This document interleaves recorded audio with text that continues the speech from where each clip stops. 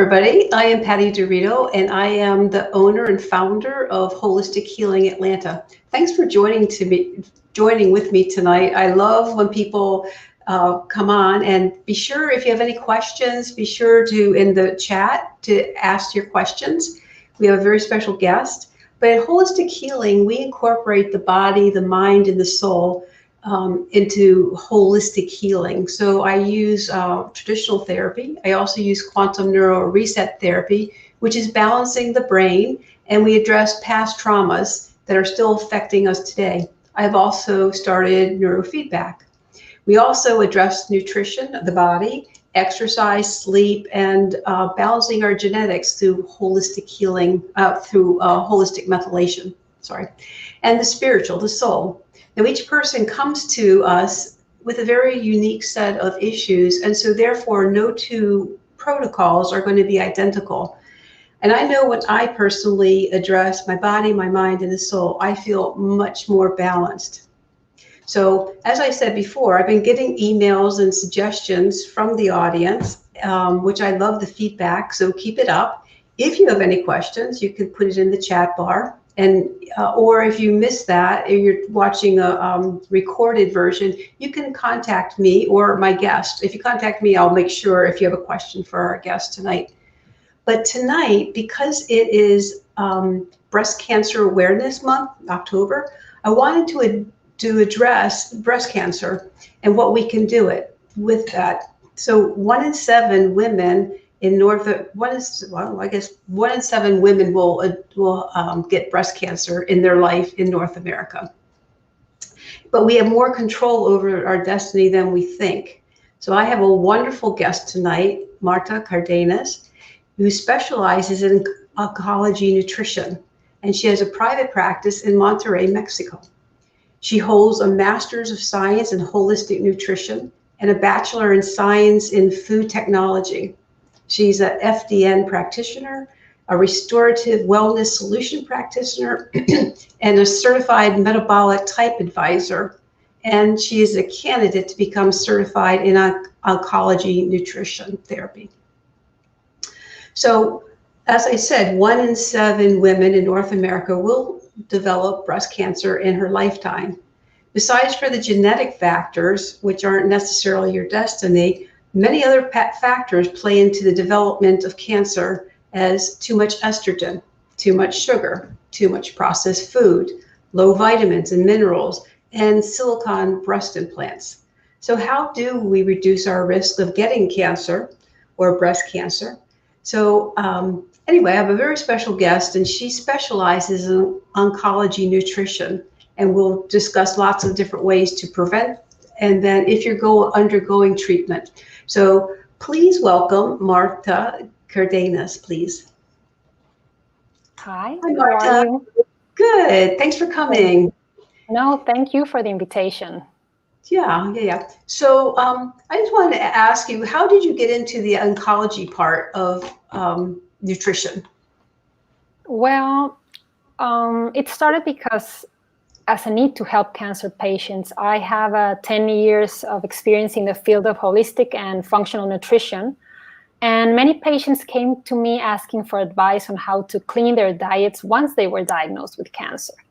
And the truth is that oncology nutrition therapy is best with early intervention. I did not feel comfortable with what I was telling my client in regards to cancer. We all know that a good diet is of utmost importance for health and to prevent any kind of disease. But what's a good diet? I mean, what I understand as a good diet might not be what you understand, for example, or we all have different needs based on our genetics, our type of metabolism, on the way we think, the way we were raised, the amount of the resources we have around. Everything influences what we need, the stage of life we're in. So instead of trying to think of a diet to prevent cancer, or instead of thinking of once you have cancer, what's the cancer diet, I wanted to understand what is cancer and how does it thrive in someone. So going to the source and to understand that as human beings, we are part of a food chain, and we are designed to eat animals and plants in their natural state. And this is why some diet, if we are in this natural food chain, might help someone and might not help another person, because probably I thrive in a very high protein and fat diet, and maybe someone thrives in a mostly vegan or vegetarian diet. So I was trying to figure this out, and instead of trying to think about what cancer, the perfect cancer diet, I thought I needed as a responsibility for others and for myself to understand what's cancer and how does it thrive, and not just give general recommendations, because many clients, as I said, come to me once they are already under chemotherapy or undergoing radiation or after surgery, and the way we have to manage, it's very different. In every case, every type of chemotherapy is different. How can I help those clients recover? How can I help them with their side effects? Or how can I prevent them from having side effects? So all this got into me, and I said, I have to understand what cancer is and how does it thrive. That's how I got into oncology nutrition, and it's just been over a year now. That is so cool. So one of the things, like, there's so much information on the internet, and people read a lot on the internet, which is good, but then it gets confusing. Do I have a ketogenic diet, high fat, or do I have a vegan? So people like you, Marta, are perfect to help people to understand that you can't just broad stroke if you have cancer or you're this or you're that. So thank you for what you do. It's good. So what does happen in the body when someone develops breast cancer, or any cancer for that? What's going on in the body? Well, as I said, every type of cancer is different. And what I came to understand is we have to know our enemy and how do cancer cells behave. So when you say what happens in our body, we have to think of it in two ways. For one part, we have the enemy, that's the cancer cell. But for the other part, we have our terrain, our biological terrain. We are what we are. So where can that cancer cell thrive? So I like to think of it as a garden, and you have like probably a weed, and you can just pull that weed and get rid of cancer, or you can burn it, or you can poison it. But if you do not change the biological terrain, then cancer will come back. So what happens is, if we're speaking about the cancer cell, we have to understand how it behaves. And there's this information on the hallmarks or the characteristics of cancer. And what we do know about cancer cells is that they sustain proliferation, that they promote inflammation. When cells replicate, when they reproduce, sometimes mistakes are made. And we have checkpoints to get rid of those, or either correct the mistake or get rid of that cell that is no longer viable or does not serve a purpose in our body. So to understand the enemy, we have to understand that they behave promoting inflammation, that they evade apoptosis. This means that once a cell goes bad, it commits suicide. And a cancer cell does not commit suicide. And it can grow and grow and grow and grow. They are genetically unstable. They have the capacity to migrate, to go to other places in the body, because they start growing. And imagine that we have like the tip of a pen, that small size, like the head of a pin. If we have a tumor that is that small, it can no longer reach nutrients. So what it does, it starts creating new blood vessels to reach more nutrients, oxygen. So once that tumor cannot thrive, it starts to migrate. It has a way to alter its surroundings, to move to other places where it can thrive. So if we can do something to stop that, and we can do that, that would be a way to help. So what happens in our body is that we allow for all these hallmarks of cancer to occur. We eat in a certain way that we promote inflammation, and cancer cells promote inflammation. So we're helping. Or, for example, we eat in certain way that we promote growth with synthetic hormones or with extra sugar. So we have insulin spikes, and insulin promotes growth also. So basically what happens in cancer is that our biological terrain becomes favorable for those cancer cells to thrive. I don't know if I did answer your question, but that was perfect. No, that was great. I think it's important for people to realize that if you're eating a lot of fast food, and I don't know in Monterey if, like what kind of habits people have here in the United States, it's really poor in a lot of, and they don't know, like you said, what is a good diet, what is a poor diet. But the processed food that our children are addicted to, and they're eating it lifelong, instead of eating real foods that don't have labels on them, that don't have a lot of chemicals in them. I just think that we're setting ourselves up because it's slow growing, some of the cancers. Some of them are quick. Yeah, and knowing that if we're drinking a lot of soda with sugar, it's saying, here, cancer, grow. It's like the fertilizer. Exactly, and that's another of the hallmarks of cancer, is that they change the way for our cells need to transform our food into energy, and that transformation is what we call our metabolism, or energy metabolism. And cells have the capacity they change the way they metabolize to get energy, and they do it in a very fast way. So they use sugar 50 times faster than healthy cells. Wow. So when we say, if we drink soda, or if we drink fruit juices or processed foods that are high in sugar, once you have cancer, we're not talking just not about eating that. We have to think on all the food sources that are giving sugar to our body.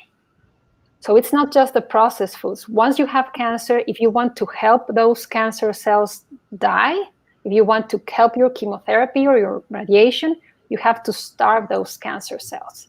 So no sugar. Yeah, and that's really hard for some people when you say you gotta cut your diet. Yeah. So I want to get back to the food in a minute, but we know for sure that some cancers have a genetic component. Should we worry if we have the, like the BRCA gene, or I'm not sure all the other genes that are involved? Should I be worried that they might be expressing?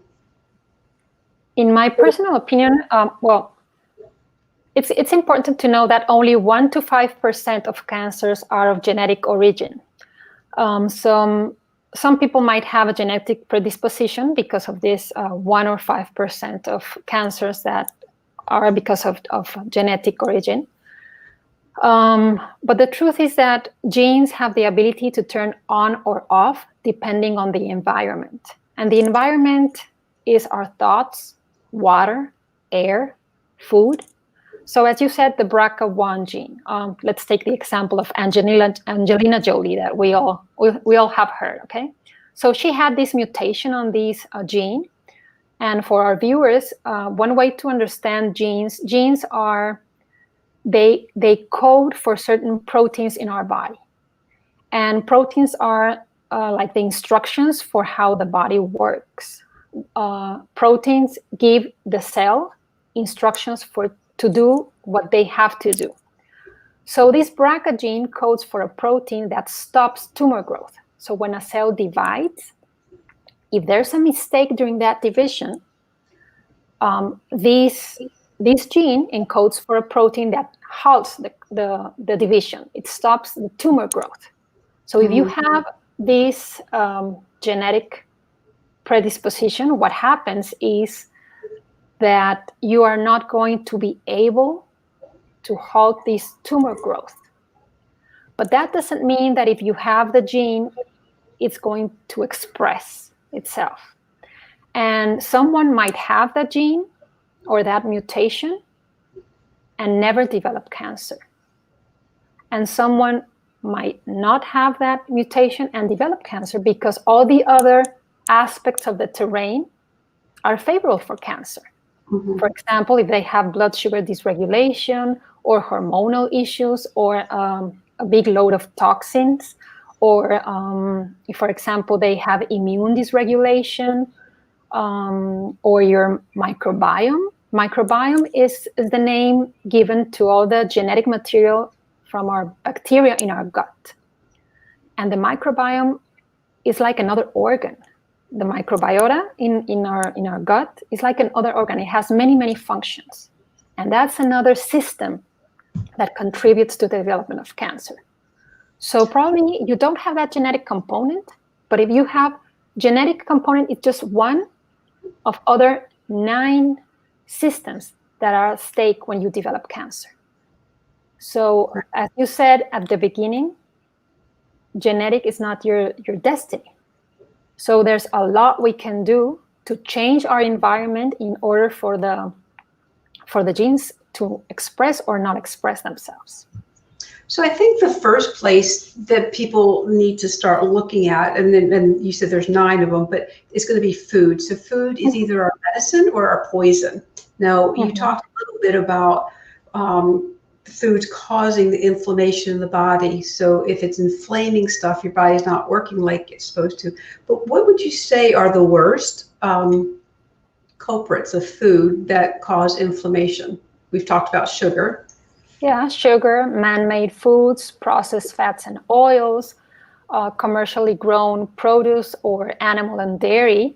And it's really interesting what you said that there are other 9 factors. But what's very interesting in oncology nutrition is that what we eat influences all those 10. For example, if we're talking about our microbiome, what we eat determines the health of our microbiome. For example, it has been said that if we eat 30 different plants during a week, we have a better chance of having a very diverse microbiome. Because when we talk about the microbiome, we have to think that we have to have abundance, that it means many of them, but we have to have different types of them. So let's think of a forest. Maybe in a forest I have just one type of tree, but I have many of those. And there's the other part when I have a very big forest and I have several types of trees and many of them. So that's diversity. So the microbiome is healthy when we have many types of bacteria and in the right quantity. And this depends on what we eat. So sometimes we think, okay, 30 plants in a week, that's too much. But just think of it this way. If we eat 2 different vegetables each day, for example, zucchinis and Brussels sprouts, or cabbage and spinach, every day 2 different vegetables, that adds to having 14 vegetables in 1 week. If we eat 1 different nut or seed every day, that's 7 in a week. We have 21 different vegetable foods, from the plant kingdom. And if we eat 1 fruit, a different fruit daily, then now we have 28 different plant foods. So this is going to feed our microbiome. So yes, food is very important, but it's part of these all 10 aspects of the terrain. It's so not just... Go ahead. Sometimes I hear a lot of clients, and I'm a little bit guilty, I could be perfectly happy eating the same thing every day. Now I don't. But I think you gave a great explanation, Marta, of why we should, they say eat the rainbow or vary our, because if we don't have that gut diversity, then we can't fight off as well. So yeah, that's Yeah, and for example, processed fats and oils, they promote inflammation, and many of our processed foods are rich in omega-6, and that's a pro-inflammatory fat. And we do need inflammation. Inflammation is part of the healing process. The problem is when inflammation becomes chronic. So we need that counterpart. We need those omega-3 from salmon or sardines or tuna or flax seeds. We need those omega-3 to counterbalance when we need to inflammation to start the healing process, but we need those anti-inflammatory fats. So processed fats and oils are one of the culprits of inflammation, and inflammation is one of those aspects of the terrain that promotes cancer. Yeah. So those are the things we shouldn't eat. So I know you said eat the variety, but what kinds of foods help fight cancer, or, healthy gut microbiomes? Yeah, in oncology nutrition, we are taught that there are 3 big families that are known to help prevent and fight cancer. And these are the cruciferous vegetables like broccoli, Brussels sprouts, cauliflower, cabbage. Then the mushroom family, cremini, button mushrooms, shiitake mushrooms. And the 3rd family would be from the allium family, like scallions, onions, garlic, leeks, all those. Those 3 families are very important in fighting cancer. And the other is high quality protein. I don't know if you have heard before, but many of my clients come to me and say that they want to become vegetarian or vegan because they have cancer, or that they decided to become vegetarians once they had this cancer diagnosis. But the truth is that we need quality protein. The biotransformation or detoxification processes need essential amino acids and need protein we need protein to get rid of toxins, and toxins is another one of those terrains that favor cancer. So high quality protein, I'm talking about animals that are raised properly and fed properly. That when we cook meat, we have to do it at a low temperature and slow to keep the nutritional properties. Vitamin B12 is very important for biotransformation processes and for a process known as methylation, which needs methylation is a process that's needed to turn genes on or off. Methylation is also a process needed to biotransform toxins. And for methylation, we need vitamin B12. And B12 is present in animal food sources. Right. So we need quality protein. Yeah, as a therapist, when I have people coming in with anxiety and depression, and they're not eating meat, it's like, we can either supplement, which is not as good as eating the animal flesh. And so here in the United States, what that would be called is pastured chicken, pastured egg, or grass-fed beef, or grass-fed. Yeah, because sometimes you see grain finished. I never really knew this before I got this, but cows aren't really made to eat corn. That's not their natural. They don't like corn, but they're hungry and they eat corn. But and corn is genetically modified, and so it just gets into some other issues. But and cows is like the same with us. I mean, if they're not eating properly, they're going to get sick. So we're eating the flesh of an animal that's sick. And this is why I started talking about, if we go back to basics, we're part of a food chain. And that cow has to eat what's designed to eat in order to be healthy. And if we want to eat healthy meat, we have to have a cow that eats it according to the food chain, that it's grasses, not corn or soy. Yeah. So important. Okay, switching gears a little bit. What is the role of too much estrogen, and where are we getting this extra estrogen? Okay. Well, first, it's important for our viewers to know that there are different types of estrogen, and it's estradiol, estriol and estrone. And estrone is the type of estrogen that's more associated with cancer. So not all estrogen is bad. We have to take into account what type of estrogen and the quantity. Okay? And what happens with estrogen is that it's an anabolic hormone. It makes things grow. And as I said, one of the hallmarks of cancer is that cells grow without control. So estrogen is like putting fuel. Okay? The cancer is going to grow. Okay? So where are we getting? Well, we can have extra estrogen for several reasons. One is that we're not getting rid of our own estrogen. If we are constantly constipated, for example, we're not getting rid of the estrogen. All the spent estrogen, we produce estrogens, we use it, and the estrogen that has been spent, we eliminate it through the feces when we go to the bathroom. Okay?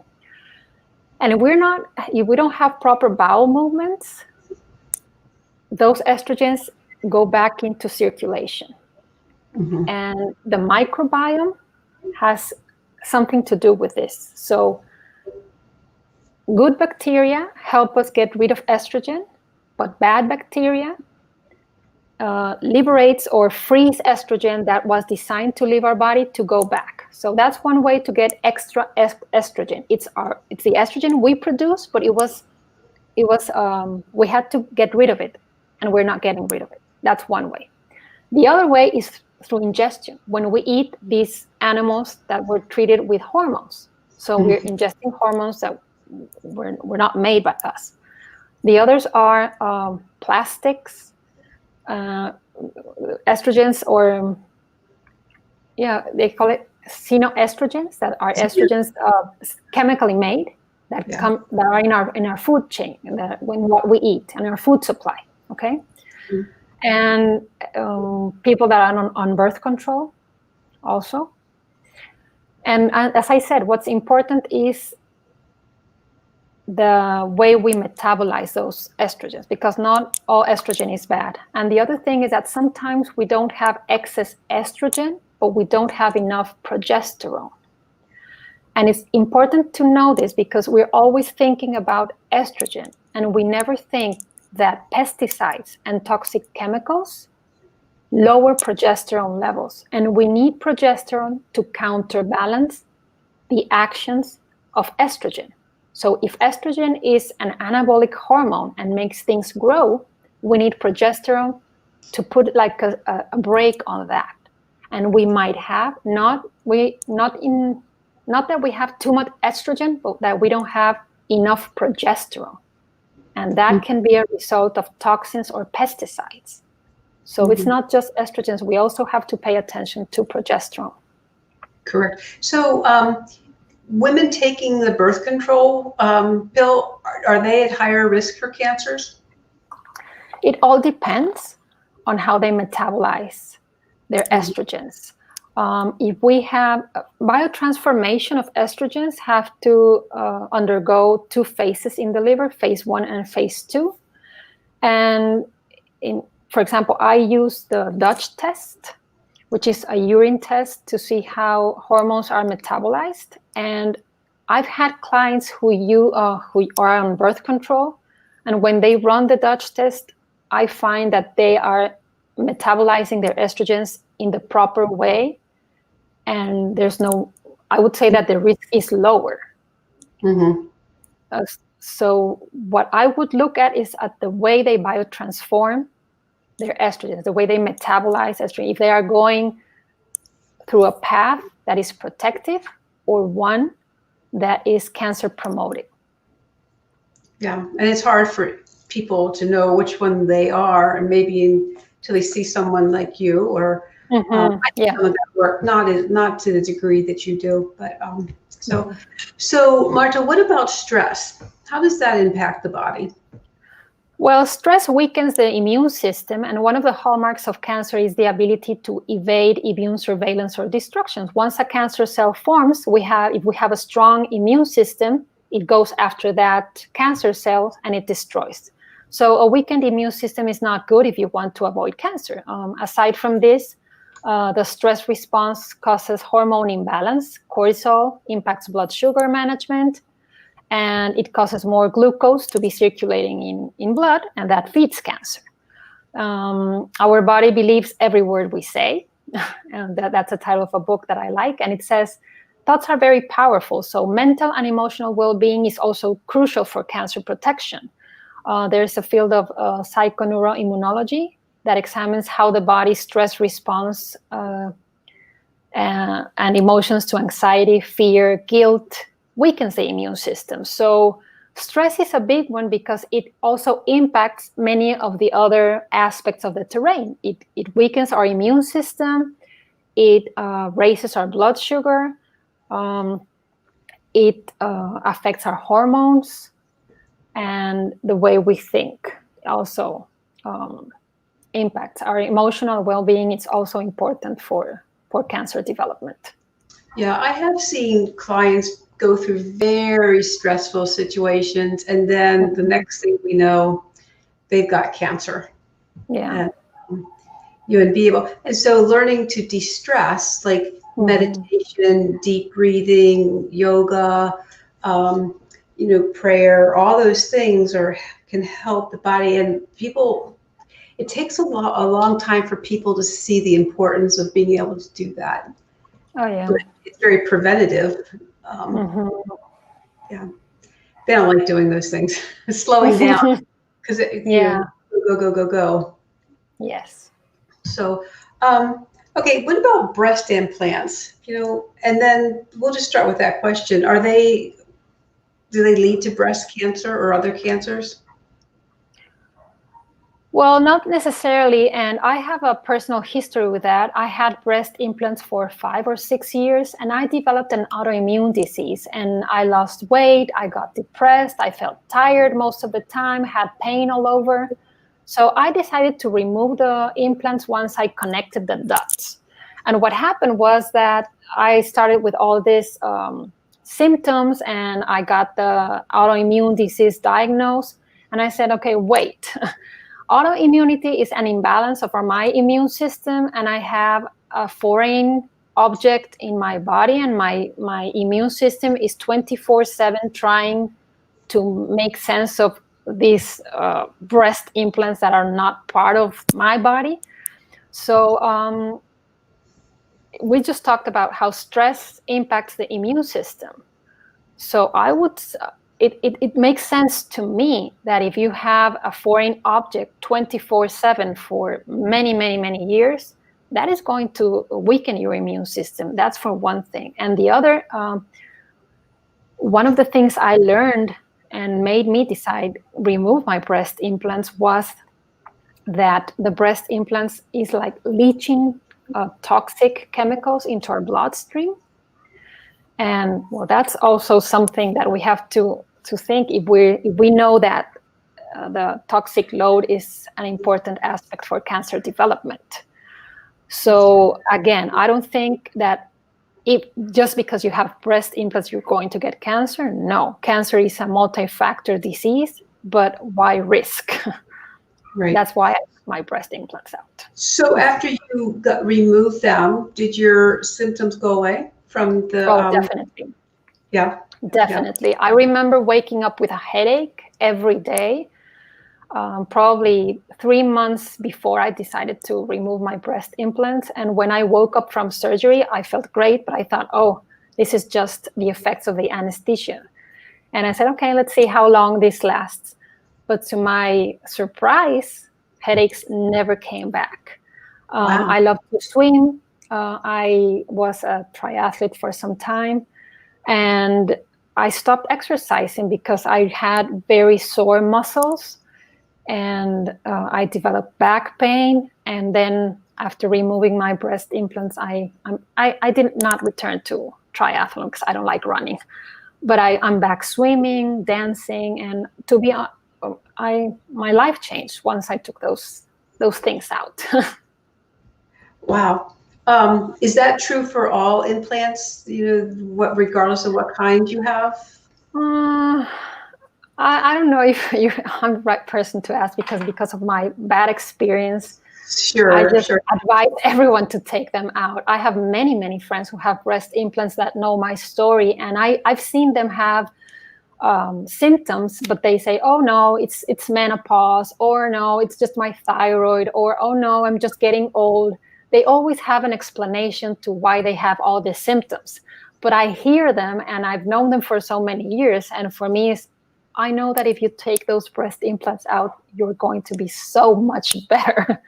Well, it does make sense if you're 24/7 fighting. All your body is under stress constantly. So you eating right and de-stressing and exercising, but there's still another aspect that could be affecting. Yeah, sure. Yeah.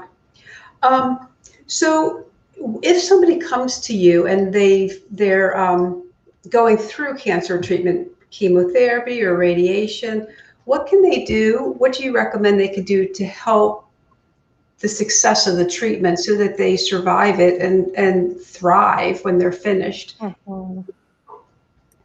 Yeah, well, oncology nutrition therapy's goal is to make the terrain in hospital for cancer, and it also helps chemotherapy, radiation to be more effective, as you said. So fasting, for example, triggers something that is, it's called differential stress resistance. The best way I can explain this is that healthy cells, like they protect themselves, or like they freeze or reduce their metabolic rate because they're not getting any fuel because you're fasting. So, but this doesn't happen to cancer cells. So fasting is a way to help chemotherapy and radiation be more effective. What happens is that if you fast for 24 or 48 hours, this differential stress resistance takes action. And what happens is that healthy cells protect themselves, but cancer cells don't. So once you get to chemotherapy, they inject or you take your chemotherapy, and your healthy cells are going to be like in a suspended state, like sleeping. That's how I can explain it. And your cancer cells are very awake and wanting to be fed, so they take the chemotherapy right away. So that's one way of helping. And radiation, the same thing happens. And I mean, this is an oversimplification of what happens, but fasting is a very good way to help with chemotherapy. Prior to the chemotherapy and probably 24 hours after chemotherapy. Another way is to take antioxidants. And this is very controversial. So tell me what an antioxidant for our audience. You know, what actually is an antioxidant? What's an antioxidant? Yeah, just for people who might not know what that is. Oxidation. Yeah. Oxidation is when oxygen reacts with something else. So in an antioxidant, it's like, for example, let's say one molecule steals electrons from another molecule, and it's like a domino effect. So, for example, let's say I have my two hands, and I have to have my two hands occupied. I have one child on one side and one on the other. But if one of my children runs away and I have a free hand, I have to grab the child from another woman. I always have to be with my two hands occupied. So an antioxidant, what it does is it helps having your two hands occupied, so there's no space for oxygen to damage. I don't know if it was explained properly, but an antioxidant avoids damage from oxygen to a molecule or to the tissue. It's like rust. Oxidation is like rust on metal. Yeah, exactly. That's another way to explain. So okay, so go back. If you have, for example, a lock and a key and it's oxidized, probably the key won't work because it's oxidized. So oxidation damages tissues, so they won't function properly. Right. And oxidation, since it damages, chemotherapy, most of them work by producing oxidation. damaging the cell. But it's not specific to the cancer cell. It oxidizes the cancer cells and the tissues surrounding. So one way to help with nutrition is protecting healthy tissues with antioxidants. So do you recommend an antioxidant? During my coursework for the oncology nutrition, I had to write 2 papers on the use of antioxidants because it's very controversial. And one of the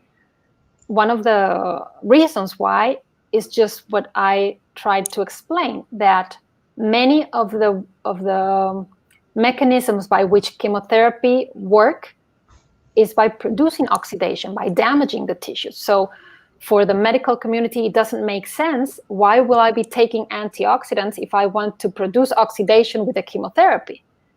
But the thing is that for oncology nutrition therapy, what we are trying to help with the client is to have a diet that is rich in antioxidants, because the amount of antioxidants that we get from food will never threaten the efficacy of the chemotherapy. So it depends on the type of cancer, on the type of chemotherapy. There are certain types of cancer and chemotherapy where antioxidants are used. And there are some types of chemotherapy that there's a drug that is prescribed to take before the chemotherapy, and that drug is an antioxidant.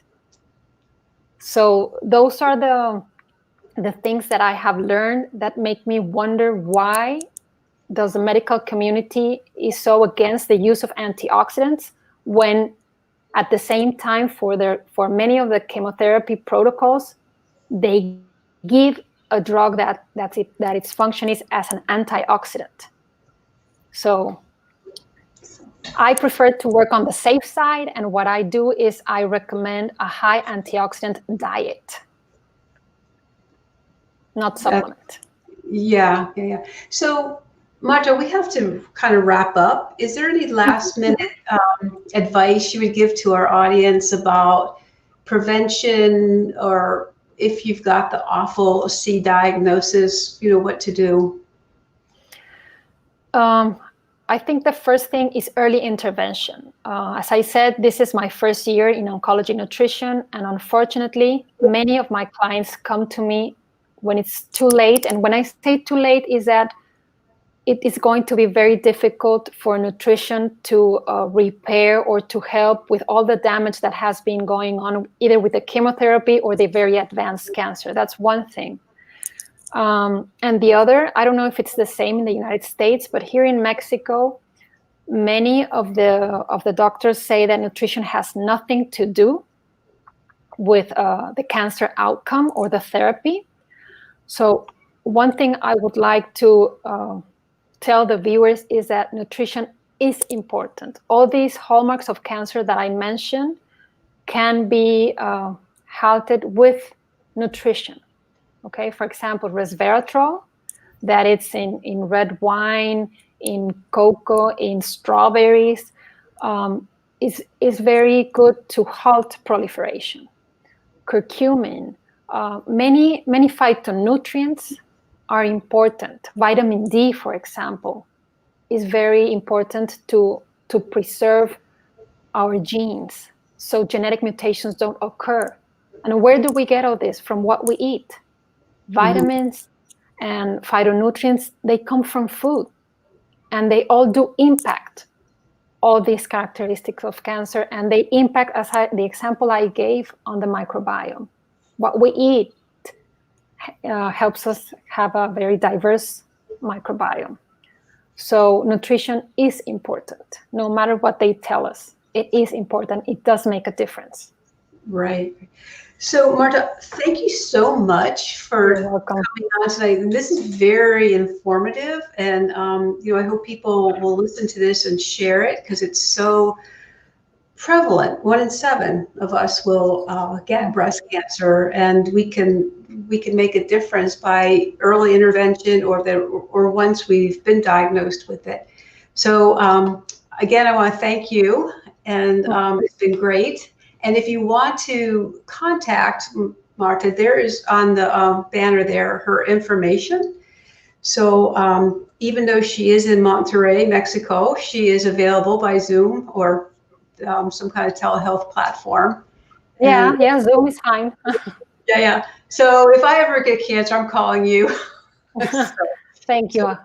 So anyways, for next week's program, I have another very special guest. It's Dr. Jerome Libick, and we're going to talk about Alzheimer's, fighting the battle. It's going to air at 8 p.m. instead of 7. And so this is something very near and dear to my heart because my mother and my grandmother both have, well, my mother has Alzheimer's and my grandmother had it. So I'm real excited to talk to Dr. Jerome. If you like this program, please share it. So many people need this information. So good night, everybody. Thank you.